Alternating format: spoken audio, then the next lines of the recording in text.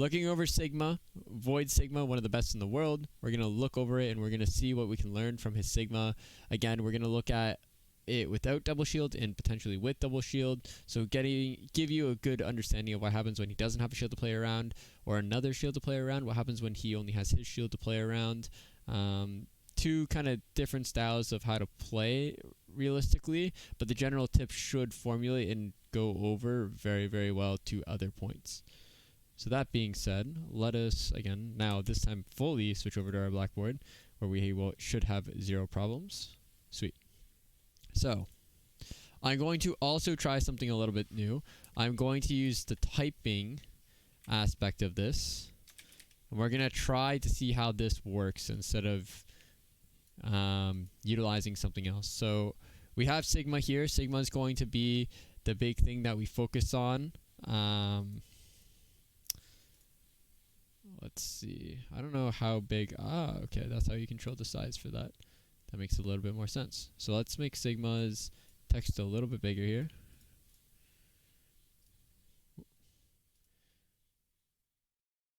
We are going to be doing Sigma.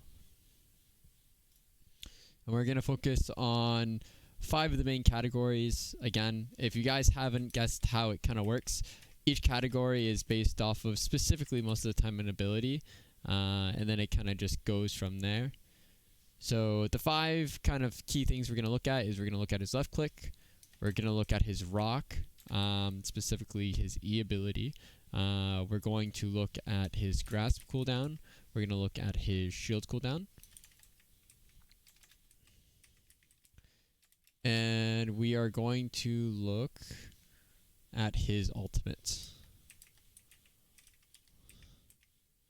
And we're going to spread this out a decent bit. So I'm going to put his ult down this way. We're going to put... Oh, can I not move them anymore? Huh. That's kind of unfortunate. Okay, let's do it like this then. We're going to put grasp right here. I'm going to move that a little bit. Shield right here. And let's put... ultimate right there. Perfect. Okay. So these are the 5 points we're going to focus on. And we're going to go into a little bit more detail for each point real quick and kind of slightly talk about it a little bit so that we can have a little bit of an understanding of why I'm giving these points for Sigma and why these are 5 important categories. So we'll start with left click. Left click is obviously his primary fire. Practically the way Sigma left click works is it can bounce off terrain or on the ground, but it's a projectile that you shoot and it can bounce off things, and it has a small AoE explosion based off of either when it hits somebody or when it goes its max projected range.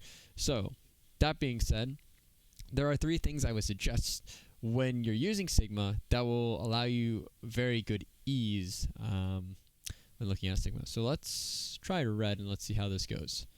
So point number 1 is this.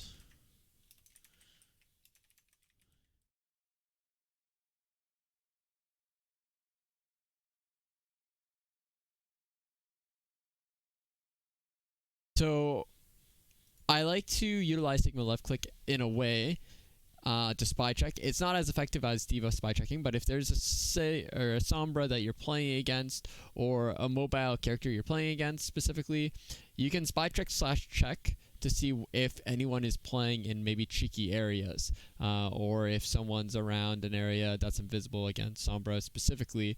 Spy checking is harder to do on Sigma, but checking for areas is actually much easier for you as Sigma to do because, again, you have a small AoE explosion with your left click. You can bounce it off different terrains and different kind of little things. And additionally to it being able to bounce off different terrains and the nice little AoE, it allows you to do the purpose that you want to do on your left click, which is poking and spamming, right? And it's a good little tool to make sure that no one is going to sneak up on your team or no one's going to sneak up on you particularly here. So that's kind of in the ballpark of spy checking and checking. In terms of pathways enemies can take, instead of like peeking with your own kind of eyes or opening up your LOS and peeking with your shield or something like that, what you can do is you can utilize the bounce to bounce it off walls and try to spam people to see if they're going to go a specific pathway instead of main all the time. Maybe they're going to try to go left side. Maybe they're going to try to go right. There's a lot of different pathways you can do. You can use the left click to check to see which way they're going, because if you get hit markers, that means that's the way they're going. If you're not getting hit markers, you can 100% clear that they're not going to go that way, which is pretty good and can be very handy. The next thing that I think is actually a really important thing that a lot of Sigma players don't really understand in terms of importance is max range. And this is with your left click. Understanding the maximum range for this is actually so important for you to do as Sigma. If you do not understand the max range of your left clicks, then you're not going to be that effective on Sigma. And that's because when you're going to try to spit out damage, instead of playing on that knife's edge and trying to get as much damage as humanly possible down, you're going to miss quite a few shots, because the way that your projectile will go is, instead of you playing your max range and it exploding exactly where you want it to, or trying to bounce it off something so that it hits that max range and you hit somebody, maybe not directly with your left click, but based off of the small AoE explosion, you're going to be missing so much that you're not going to get any damage down onto somebody, right? So this is why it's important to understand the max range on Sigma, so that you can play in a safe area and still build out that alt charge and poke the enemy down, but so that you are able to actually hit your damage, right? And this is something that you really need to understand. And this goes into kind of my next point, which is you should look, if you don't know your max range, a good kind of rule of thumb that you can do, or even if you do know your max range, another good kind of rule of thumb to do is bounce your left click, because it has that small AoE, right? So if it has that small AoE, what you can do is you can bounce it off terrain, and it'll go that maximum distance, and you can assure like, oh, I know it won't go a little bit past the enemy. I'll bounce it a little bit so it hits the enemy right on, or it'll explode around the enemy, or maybe you bounce it off terrain to go past their shield. That's a little bit more, I don't want to say of an advanced thing, but that is something you can think about a little bit more once you know the range. Like, oh, if I bounce it off here, it will explode just in front of the enemy or just on top of the enemy kind of here. And this is why understanding to bounce your left click when, no, that's not left, but now it says left. Bouncing your left click is really, really important on Sigma in terms of understanding your range and playing around that range better. But the two bottom points I would say are the key points that you really need to keep in mind as Sigma, that a lot of Sigmas do not keep in mind, is how important it is to know that max range for your left click so you can get that damage down 100% of the time, get that spam damage, and utilize the bounce of your left click to check those areas like I was talking about, to spy check, or even just to be able to get damage past barriers or past terrain, right? Bouncing it around a corner, bouncing it above a shield, below a shield, a lot of different ways, right? Because the minute that your damage is going through a shield, or you're not putting it so that it explodes just around a corner or around some sort of terrain, then you're not really doing your job effectively, and you're putting damage into nothing. Your damage will not do a lot to shields. It will not do a lot to anything like that. You want to try to put that damage right out to a specific character, because remember, you have two small balls that you shoot at somebody, it explodes, and then you have to wait at least a second and a half for it to reload. It's not something like a hit scan where you can bust a shield and you'll still have a little bit of ammo maybe left over, right? So with left click, we're going to go down to the rock usage, so his E. And I only have 3 real points for this, and this is going into, well, how should I use rock? Well, that's a good question. How should I look to use rock here? And there's a simple answer to this, right? In my opinion, how to use rock is you need to think about it as, what am I trying to utilize rock for? Am I trying to use it to deny an ultimate / enemy? Am I using the rock to be comboed with something?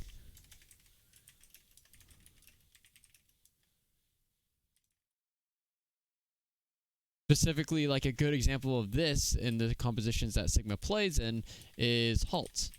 Sarissa's little suck. That's a perfect thing to combo rock with, right? Like with an ability, comboing it with something is the key thing there.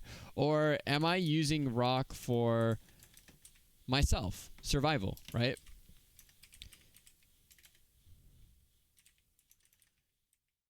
And survival doesn't always just mean survival for yourself.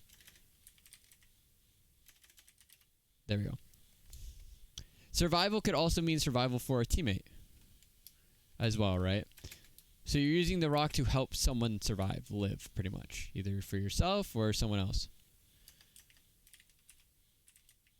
So these are why I use rock, or how to use rock, right?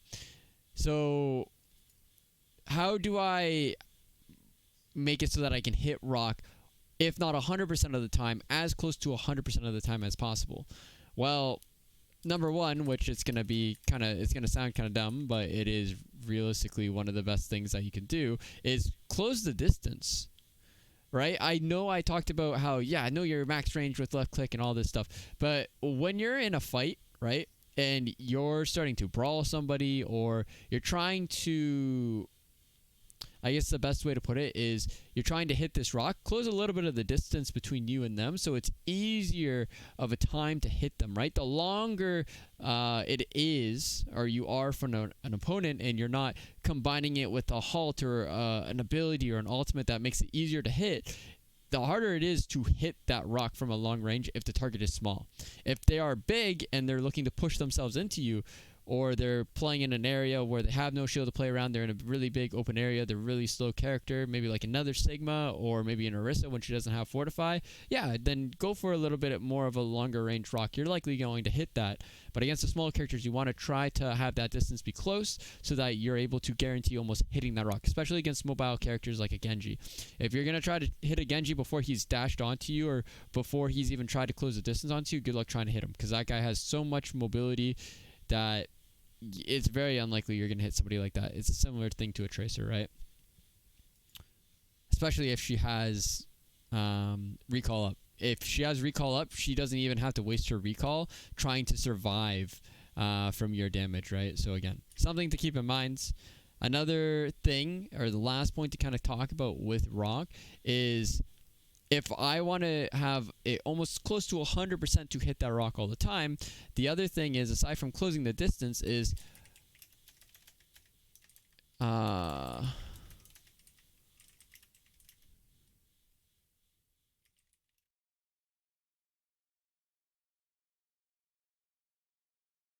during the wind-up time of your rock animation, so for the first half a second or 0.75 seconds of your rock activation, you're winding up the rock, so you're getting the rock ready to shoot out at somebody, and then it shoots out at somebody, right?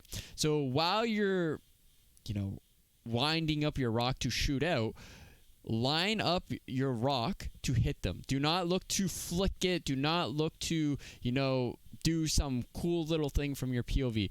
Line up during that 0.75 seconds, so you don't have to waste any more time trying to make sure that you have to adjust your aim to hit them with the rock, right? This goes to the same thing with Pulse Bomb. If you remember, for anyone that's watched my videos, my Tracer video, I talked about Pulse Bombs. How do you land Pulse Bombs? How do you make it so that Pulse Bomb gets a kill almost all the time? Well, you need to make sure it sticks. How do you make sure that a Pulse Bomb sticks? Well, number one, get as close as possible and make sure that you're in range to actually stick them, or make it easier for yourself to land that stick in any sort of way or form, right? And it's a similar thing to rock. If you want it to hit, close the distance, yes, but also make sure that you're utilizing all that time that you're taking to wind up that rock to line it up with whatever character you're looking to hit it with. I've seen so many people that they'll start activating their rock, and instead of looking to utilize that time to try to aim at someone, they're just looking into space, and they're trying to flick their mouse over to wherever their target is. That is not a good way to utilize rock or think about rock. It's going to hurt you in the long run most of the time. So we talked about a little bit of the damage abilities here from Sigma, his left click and his rock. Let's look at his more defensive abilities of his shield and his grasp now. So we'll look a little bit more into grasp right now. A big question I always get is, when do I use grasp? Well, when should I look to use grasp here is, in my opinion, there's multiple ways you should think about when to use grasp. what is a key thing to do? Well, I can use it to eat alts. I can use it to absorb damage, right? I can use it to absorb damage. And another thing I can look to utilize this thing specifically for is I can utilize it to cycle CDs. And when I say cycle CDs, I don't mean cycle my own cooldowns, right? I mean not just my own cooldowns. I mean shield. So like for example, Orisa shield. Maybe we're talking about I don't know, rally shield. Like fortify is a good example of another one, right? Etc. There's a lot of different things you can kind of do it. Lamp is another way you can cycle CDs, but that's an example of cycling CDs. So these are kind of the times that we want to do it, right? So let's kind of add to these now, right? So I want to eat alts, right? So if I'm going to eat an alt, right? Should probably space these out a little bit more. Let's back these up a little bit. Let's write these down. I'm trying to think of like the best way to do this. I'm gonna have to erase that because I want to move this down a little bit here. Alright. What was this one? This one was alts. This was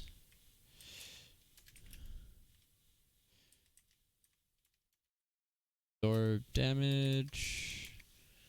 And then the other one that I'll put a little bit below it was to cycle CDs. CDs. Fortify. Shields, etc. Perfect. So we're gonna do pink as the next one to kind of like go a little bit more in detail with this. So when I'm eating an alt, what's a key thing that I should be keeping in mind here? Well, key thing number one to keep in mind when we're looking to eat ultimates is first and foremost, you need to I'll kind of put it like this, put this point kind of a little bit more general, but look to be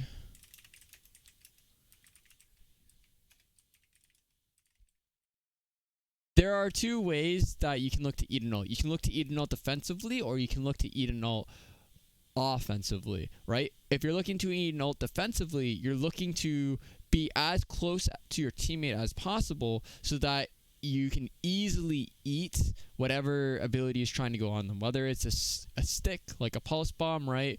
Whether it's maybe a barrage, right? Or maybe you want to look to eat an enemy's ult aggressively. Maybe you're trying to look to eat a what's a good example of an ult? A grav is like a good example of trying to eat aggressively, right? Another ult that you can eat aggressively, I believe, not really like a lot of offensive ults that come off the top of my head. Grav would probably be the biggest one that you could eat, maybe offensively if you could.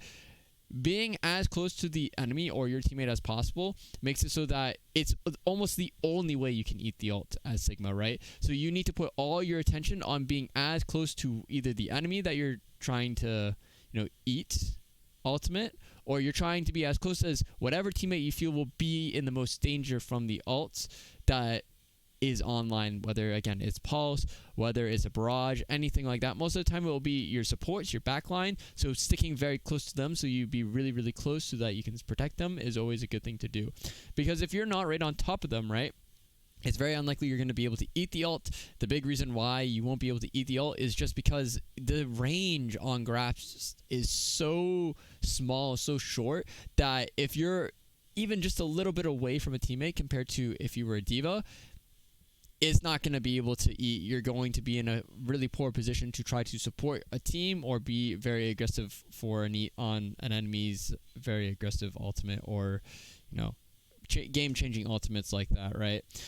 Because Diva, you have that long range. Sigma, again, it's just a nice little, I would say, arc, like in front of him. It's a short arc that can't really eat a lot. Now, the other thing to keep in mind is goes a little bit in terms of I would say it kind of goes tag to tag. Actually, never mind. My second point kind of goes in the same here. It's sort of positioning is the main thing I wanted to talk about. But we talk about positioning here. We talk about why you want to be kind of on top of both. So I think it's pretty good. In terms of absorbing damage, so absorbing damage is specifically for you as Sigma. When should you use the graphs to absorb damage for yourself? Well, two trains of thoughts. When your shield is broken, which ideally it almost should never be close to broken if possible. But even if it's broken in your full HP, do you need to utilize your shift all the time? Not really. A good general rule of thumb that I give to my players a lot of the time is if you're half HP or below. Why half HP? Well, when you are half HP, that means that your shield from your HP, so the barrier that you get, it is completely gone. That means now the other half of your HP is actual health bars. You have to recover that. The only way to recover that is by taking either health packs or by getting heals from your teammates, specifically your supports, right? In terms of your shield part, though, the barrier part of your HP bar, that can recover over time if you do not take any damage. So that's why I say if you are half HP or below, because now you're in that stage or phase, sorry, where you're in a situation where you won't be able to naturally recover your own HP by yourself. So you're utilizing it because you need to utilize it. You could potentially either get bursted down at half HP or die, or you can't kind of get out of the fight for a little bit, recharge, and then come back in, right? So again, you want to use it to absorb damage, and it's specifically for you personally. If you're using it for yourself, half HP is a good indication to use because of that, the points that I kind of brought up there, specifically with your barrier part of your HP being down and being able to be recharged if you're out of the fight or do not take damage for a specific certain period of time. In terms of cycling CDs, this one is a little bit harder to explain. I'm not really going to go into a detailed point here, but what I'll do is I'll give an example. Maybe how you cycle your CDs is you do Arista Shield, we'll do it like this. You take space and use Sigma Shield, right? Then it's Arista Shield. Then it's Lamp, let's say from Baptiste, and then it's shift from Sigma, right?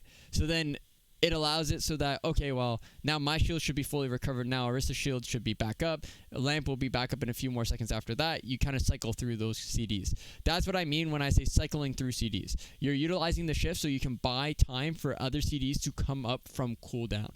So again, there's more to the CD layering or CD cycling here, but this is like a standard example of, oh, well, first I'll use the Sigma shield, then I'll use Lamp, and then I'll go to there. So I'll use arrows to kind of symbolize this a little bit more, because that would be easier to follow. Whoop. There we go.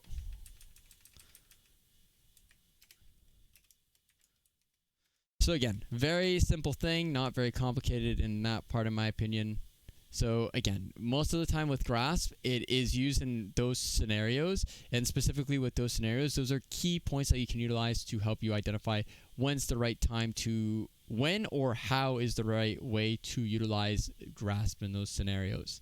Now, for Shield, it's a little bit different. I'll kind of talk about what I feel is primary usage for Shield, and then I'll look to kind of go into things a little bit more in detail here.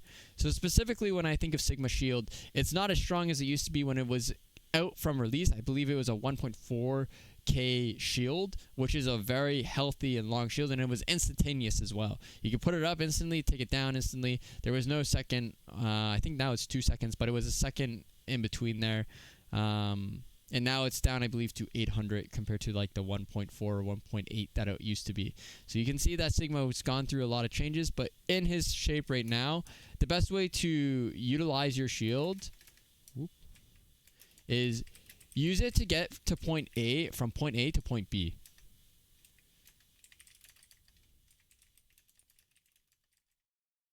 Now, what I mean by that is, and I'll show you some examples, you want to utilize your shield to help you walk to places. You do not want to utilize your shield specifically just so you can stay in the open for a longer period of time. Remember, shield is a very low HP ability to utilize. So it's 800 HP or hit points, right? So that shield will go down quite fast, which means if you aren't by any kind of terrain or you utilize your shield and stay in an open area, you're probably going to die, especially if you have nowhere to play around that is natural cover. So you need to understand, most of the time with a low HP shield like that, you're not looking to peek with it. You're looking first and foremost to get to a position where you can kind of jiggle peek around a already natural cover, or your shield will put you in a position where you can still use it to poke and peek, but you have natural cover or natural corner to play around so that you don't get spammed out. Now, that kind of goes into my next point here that I'll kind of talk about. Instead of going into details, I'll kind of do this one in a point form kind of thing for each one. You know what, I'll put this as like a note more than anything. The only reason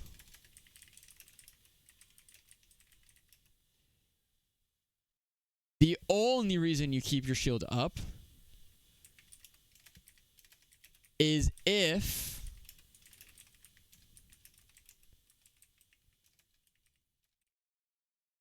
you have no natural cover around you, whether you're pushing up to take space, whether you're looking to utilize it to play in a specific position far away from the enemy team or from your team specifically, you want to utilize it only and keep it up only in position if you have no natural cover whatsoever, no terrain, no corner to play around. And ideally, most of the time, if that is the case, then you're in a very poor position. You do not want to be there for too long unless you have a large advantage and your team's trying to kind of push down the advantage with you, right? But that is the only time you kind of keep the shield up personally for yourself, or else, again, it goes back to that point. If I'm in the open for too long, if I'm not using it to get to some sort of terrain, I'm instantly already in a poor position. I will likely die. Now, something else to kind of keep in mind with shield too is I want to utilize shield not just for me, right, to get from point A to point B. I want to enable my teammates with shield. And this specifically means I want to enable them to be able to walk to places or be set up in specific locations. So, for example, utilizing Ursa as a good example. If I want my Arista to be set up at a corner, I likely don't want her to use her Fortify and utilize her own shield, because her own shield is very limited in mobility or setup. I would like to probably use my shield, since it's a lot easier to move around, since it's a lot easier to set up, use that shield to set her up in the position that I want her to, the corner, the high ground, whatever kind of position I need. And then, now my Arista has all her abilities she can use. She has her corner to play around, and she is set up in the proper position. In terms of another example that we'll see is also Zen. If my Zen wants to walk forward and press W, well, guess what? He doesn't have a shield and he's a 200 HP target that can easily die from any direction at that point. So as Sigma, I want to utilize my shield. If he wants to push aggressively, my team's pushing aggressively, I want to utilize my shield to help him push up aggressively or push and be in a position that is strong for him, similar to Orisa again. So I will be enabling my teammates that are very vulnerable with my shield to walk forward, be aggressive, or I will utilize my shield to help my teammates set up or walk in specific scenarios, right? And last but not least, a small little thing to kind of add with shield that you can utilize. I was debating about if I should put this in or not, but I think it's a good thing to kind of remind people.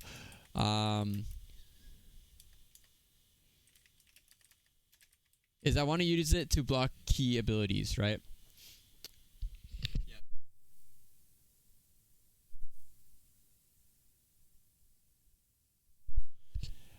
I want to use it to block key abilities, right?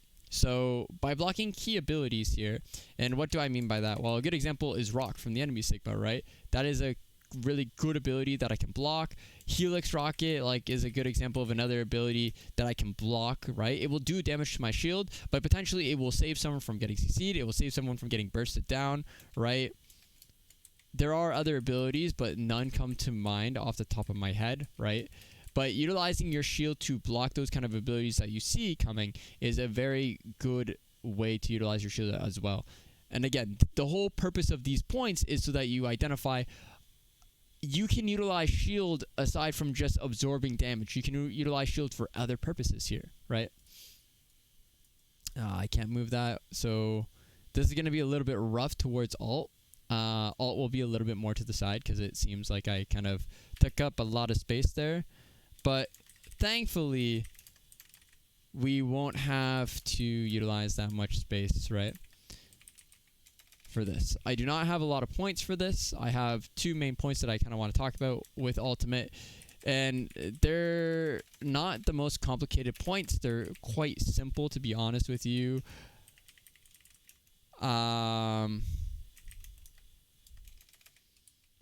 Again, they're very easy to follow.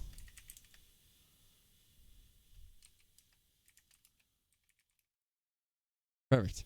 Okay. So for alt, specifically with Sigma, and this goes back to grabs, talking to tank players about grabs, talking to tank players about shatters, talking to tank players about their gravity flux, right? So the ultimate for Sigma. Do not go for a flashy play. Do not try to get as many people as possible. Do not try to make it insane. Like, oh, I hit 5 people. That's great if you could hit that many people. That's awesome if you just saved yourself narrowly with your gravitational or gravity flux, right? I don't really care about that. I care that you're getting value with your ultimate, right? So value over flashiness, right? Or looking cool. I want you to maybe say that you hit 1 with your ultimate, right? Well, maybe the person that you hit that's in the air is the Zen, right? Zen's not going to be able to survive. Easy kill for you, easy kill for your team. That's a support down. That makes it a lot more possible for your team to win the long game, right? It's the same thing, for example, if you pick out maybe a key tank player that's out of position, or maybe this Orisa doesn't have fortify anymore. Maybe I want to put her up in the air. Maybe I see the Sigma walking out with no shield. I'm going to put him up in the air. Maybe I see a whole backline, a Sigma, Zen, and a Brig isolated from a team. I can gravitate, like push them up in the air. My team can look to burst them down while they're in there because they don't have any key cooldowns to keep them alive or an ultimate to keep them alive, like a Transcendence, right? So again, value over flashiness. I don't need to hit multiple members. I don't need it to be an incredible, insane play. I just need it to work. I need it so that it tips the favor in my team's side, right? Second thing to talk about with gravitational flux is this. I notice... I guess I should have probably say while active, but I want you to make sure that when you're positioning while using your ult, you're not just in the open. And I'm not saying don't play in the open all the time, but I'm saying realistically, if you're in the open, you're a sitting duck, you can't really use any of your abilities. You are very open in the air to practically anything, right? A stun, any sort of CC potentially. And remember, any CC cancels your ult as well, right? You could potentially get bursted again. There's a lot of different things that could really go wrong if you're in the open all the time with your ult, and I see a lot of Sigmas do that. So something that you need to keep in mind is when you utilize your ult, the first little bit of when you utilize your ult, you're free to kind of like move around a little bit for the first second or so to reposition yourself, because you kind of dip down and then you dip back up and you have a little bit of quick speed amongst yourself. So what you should be thinking about, or what you should be doing with that, is number one, if you feel like they have any sort of CC or any sort of abilities or damage that could burst you completely out of your ult or cancel your ult CC wise, put yourself in terrain. Once you hit your ultimate, put yourself around a corner if you need to. Utilize a rooftop. Utilize a wall, right? Anything that will make it so that you cannot be hit out of your ultimate, right? And that goes into out of LOS as well. Just because there's no terrain nearby does not mean that you could just ult and potentially be out of harm's way all the time, right? There's not always going to be terrain nearby that you can utilize to play around. Another good thing that you can think about is play out of the LOS of the team so that you can't get bursted down or CC'd as well, right? So if there's no terrain that you can look to reduce your hitbox with, just get out of the enemy's LOS and make sure that your ult is still going to be active. Even though your presence won't be in the fight, you are creating some sort of presence in the fight because you specifically are utilizing your ultimate to help your team get some sort of advantage there, right? So just because you're not fully active in the fight the entire time does not mean that you're not having a presence. That is a key thing to keep in mind. Now, in terms of positioning yourself on high ground, if you feel as if it's a little bit out of the LOS. It makes it hard for the enemy team to try to burst you or hit you with CC, or potentially they don't have any CC and you want to go for much more maximum effectiveness. Well, go for an aggressive maybe positioning with your ult on a high ground so that you can pump out a little bit more damage, or be in a great position after the flux is over so you can pump out as much damage as possible, right? Again, valuing positioning based off of the scenario that you're in, whether you have to survive or whether you don't really have to survive and you can pump out damage because the attention's not on you, or they have no way to kill you or CC you out of the ult, right? That being said, these are the 5 key things that we're focusing on with Sigma, in a little bit more detail explained as well. That being said, that's it for the explanation section of this kind of area. Now we're going to go into actual watching gameplay footage. Now, I know this is everyone's favorite part. It is my favorite part as well. So let's kind of get into it a little bit. So as we can see, we see that right now the composition that Dragons are playing is Dragons are playing a DPS style composition. Again, we're seeing Zen, Brig, and Sigma here. We're seeing Ball, Sombra, and Tracer. We see 3 mobile characters, 3 immobile characters. Now let's see how he looks to utilize his left click and his other abilities to set himself and his team up for success here. So first things first, you see he hasn't even used his shield yet. He's trying to play this max range. You're seeing he's setting up his left click so that they pretty much are in max range to explode. He's using walls to kind of bounce it off around areas, trying to hold as much space as possible. You see he goes very low. He's trying to utilize terrain. He's trying to use his grasp.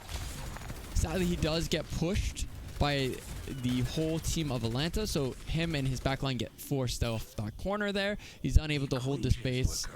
Again, the way he started wasn't bad. I feel like he should have backed up a little bit more if his break wasn't going to be ready to fight, because Lee Jae-gon did not look like he was ready to fight. So now we see as they're getting ready to walk out, he's going back and forth to poke a little bit. Puts his barrier out just for a moment to kind of get a little bit of poke, because you see how much damage his barrier has already taken, right? Now we're going to see as they walk forward, he uses the barrier so he can get to this right side corner here by this terrain. He gets as close as he can to the Sigma. He hits the Sigma, which is an easy rock target. And again, he utilizes his shield so he can poke a little bit more. He sees that he's not under any kind of pressure. He utilizes the shield so he can push a little bit forward, reduce the damage that Pelican goes on to him. But you see, he has no fear. He's trying to close the distance onto people. He's hitting direct left clicks instead of bouncing it or playing max range now, because he wants to allow Lee Jae-gong to walk forward and be able to smash and hit people so that he can proc Inspire. So we're seeing that Void is putting himself and his team in good positions. He's starting and playing this max range, and then when they have an advantage, he's walking forward and utilizing that shield to help him and his teammates walk forward, right? We're seeing he's bouncing things around. He's putting the max range so that he can easily just have his left click explode, so that he doesn't have to hit the right or left click directly, right? It's much better that he's playing a little bit further back, playing the max range. Again, value. He's not going for that big one. He could have gone for the choke there. Instead, he looks to get Massa, the rallying Brig, and keep her in the air so that it negates the brawl potential of Atlanta there. So smart kind of choice and utilization of that flux there. Loves every second of it. And now again, you see that Shanghai are pushing here. They're going very aggressive here as well with regard to shield usage. It's going for more. And so far, we are seeing how he's utilizing the shield. He's utilizing it to take space, like we see here. He's pushing up with his team. He looks to try to eat the Torb ult as they're walking out. Seems like a little bit too late there in terms of eat. And even though Shanghai tried to go aggressive, I still like how Void utilized his abilities, how he tried to set his team up for success. Taking space, utilizing the barrier, trying to utilize his shift in order to eat the ult aggressively by trying to get as close as he could to Pelican and wherever the start of that ultimate, the Torbjorn ultimate specifically, is starting. And the left click usage, again, he's using that max range, which is really nice to see. On top of using the max range, he's making it very easy for him and his team to be successful here. Instantaneously, he tries to walk out and take more space. He's unable to. He backs up. He goes to play a corner real quick while his shield's about to go down here. Shield's about to break. He knows it's going to. He takes a lot of damage. He utilizes shift so that he can absorb a bit. He's now in a poor position here. He goes down to the flux. Not really much to say there aside from he went out to try to push. He utilized the shift because he was taking a little bit too much damage. He was going to go touch there, but a window plus flux combination there makes it really hard for him to really do anything. He takes way too much damage and ends up going down. Alright, let's see. Alright. Shield goes out. He utilizes the shift as a way to help take a little bit more space aside from just his shield. So he's trying to help his backline walk in. Again. He's looking to utilize his left click to push out Hawk. Even though he's hitting out a shield, I think his idea and his pathing is still very good in terms of trying to force out Atlanta. Take space as well for his backline to be set up in the best position that they possibly can be in. Again, you're seeing him use his HP bar as much as possible compared to his shield. He's min-maxing his shield usage, right? He's trying to use as much as the shield as possible before, or sorry, he's using his HP in the shield so that right when his HP goes, his shield goes down, sorry, he does have some HP to work with. Vice versa. He's trying to min-max the healing he takes. Uses the shift towards the end as well. Now he goes for a flux. And again, you see that he went for a flux to try to hit onto the back line. He's not trying to hit the front line. And I assume it's because he believes that they have CD still up. And again, great off angle. You see Lijiang Gon is with him as well. He's playing in positions and stopping cart. He's playing in positions that Lijiang Gon is there to help him. Sadly, what ends up happening is Lijiang Gon is nowhere to be seen. He is not with that group of the backline there onto the cart. And Void ends up going to get pummel partied. And what we call as a pummel party is the enemy Brig is just walking and running right over the enemy Sigma.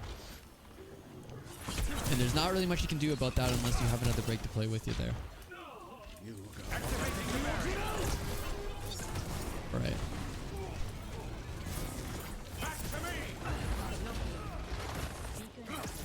Alright, looks like they're going to back up.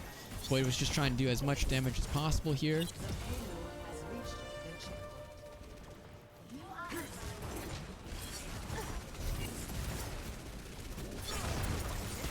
Let's see here.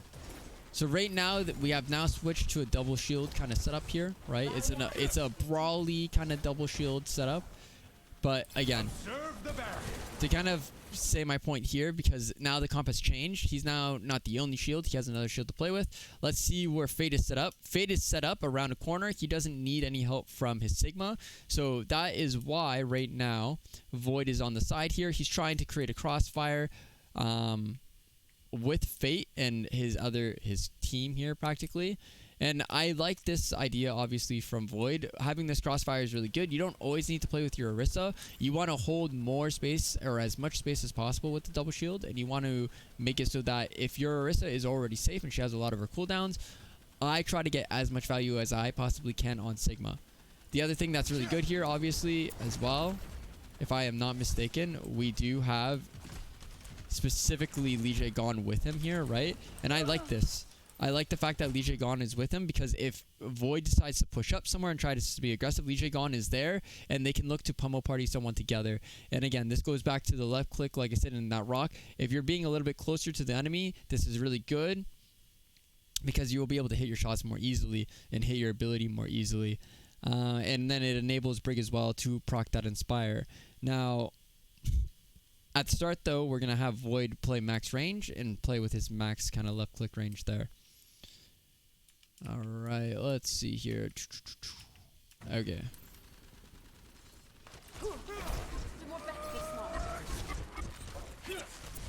So he looks to utilize the shift, has a little bit of extra HP here. And again, you see him put up his shield for a quick little bit of time, get a little bit of poke down, and then he sees it gets a little low, takes it down immediately. And we see that he's playing the terrain. He keeps going back and forth. When his shield is too low or when his shield's kind of down a little bit, he's just utilizing the corner, utilizing the terrain. Right when Lijiang Gon is going out, he puts out his shield so that Lijiang Gon has some some sort of LOS cover, I guess is the best way for me to put it. So he doesn't take too much damage as he's kind of walking out, which is good. He's enabling Li Gon to play a little bit forward and get that Inspire procs down. And the reason I went back here is I just wanted to kind of talk about, he went for this flux. He was going for a great flux here onto the back line. And this is unfortunate because you see as he goes for the flux, he tries his best to make it into this little area here. Like you see that he's trying to kind of go into this little high ground up here so that he can escape the cover of, or escape Pelican's high noon, sorry, and get into the cover of here, the terrain over here, but he's unable to do it, and he's unable to LOS Pelican in time. Since he wasn't able to get into it, he dies to the high noon quite fast. But he did what he needed to for his team. He got the backline up here from Dragons, and he was able to simply get that big pick onto Iris. Meant Lamp was down from the enemy team of Rain. They weren't able to hold their space as effectively compared to Dragons, who had both supports still up. So Void was able to get the value again from his ultimate instead of trying to go for maximum amount of players, which was very good. So he makes sure that Fate was safe there first. He saw Fortified go out and a little bit of low HP. So that's why he's staying with Fate right now, because he knows Fate can be in danger if he leaves Fate alone. He sees Fate is safe now. He starts to walk up with Li Gon on the left-hand side. He looks to play much more aggressively here. Great rock there. You see as he's winding it up, he goes to look to aim right at Masa towards the end.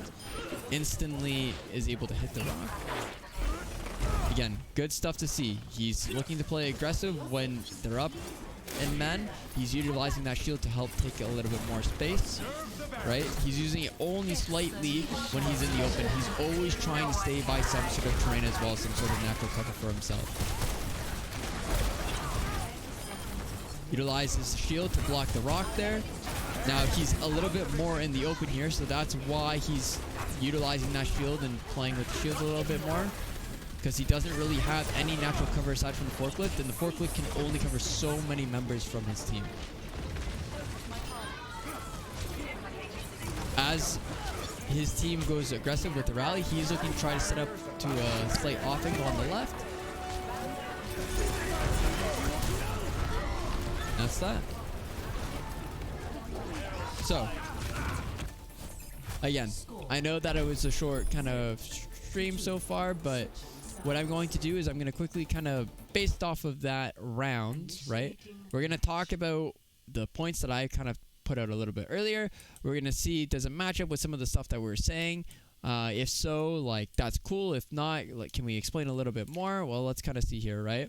So for left click, we didn't really see a lot of checking to see what way the enemy was going. We saw a lot of the time, Havana is such an open map that you usually almost always can see where the enemy is or where they are going. Was he playing his max range for the left click? Yes, he was. To start, and in many situations, he was playing the maximum range so that he could hit his damage, he could get as much damage done, and so that not just so he could do that, but so he's in a safe kind of area. Did he bounce his left clicks here and there? Yeah, he did. He did bounce them over shield sometimes. Sometimes he just bounced it on the ground so that he could go that max range and be able to hit people, or be closer with his little AoE from the left click to hit people. So again, he is kind of utilizing that max range like we talked about. The additional thing that we didn't really say is, when you're playing aggressive, when you're up a man, try to close that distance so it's easier to hit the direct left clicks, because if you don't, they're going to go very far. They're going to bounce off something, right? How did he use rocks? Did he use it to deny any enemy ults? Not really. We didn't see it there because we saw a lot of double shield towards that attack. Did we see him combo rock with anything? We didn't really see it with the hull either. We saw it mainly for himself in terms of survival, or for teammate survival in terms of like putting out the damage, keeping them alive if anyone looks to walk in onto them. The other thing to keep in mind is he did use it in a lot of situations where he felt like he got resources out from the enemy team, specifically shields, and he looked to line them up on key targets that had those low resources, specifically characters like Sigma or Brig, right? And again, with rock, how did he do it? First thing I want to say is, yes, he lined up his rocks during the wind-up time. So the first few seconds, or 0.75 seconds that it took to wind up that rock, we saw him utilize it as an aim kind of tool for him to make sure that he was lining it up at the right place. He had enough time to line it up perfectly instead of trying to flick it right when it's just about to launch. And he did try to close distance quite a few times with his rock usage. There was once or twice we saw towards the end there on third point that he tried to utilize his rock at a decently long distance, I would say mid to long distance, but that was because he was trying to hit a target that was much more larger and was slower. So like a Sigma, like a Brig with no bash, etc. When did he use grass? But did he try to eat ults with it? Yes, he did. He tried to eat that turbo at the start. Did he look to utilize it to absorb damage? 100% a lot of the time. Did he use that half HP marker? We did see him use the half HP marker sometimes. Other times we saw him use it at full HP. Why full HP? Well, he used it based off of understanding how fast or the tempo of the fight. He saw that the fight would not start for a little bit of time, so he started off with a shift, absorbed a lot of damage, utilized that as another way to kind of cycle CDs with his shield. So I guess you could look at it as he utilized it to cycle CDs, but the main reason he utilized it is because he knew he would have it back up while or before the fight would break out. Now, in terms of his shield, did he use it to get from point A to point B? Yes, it did.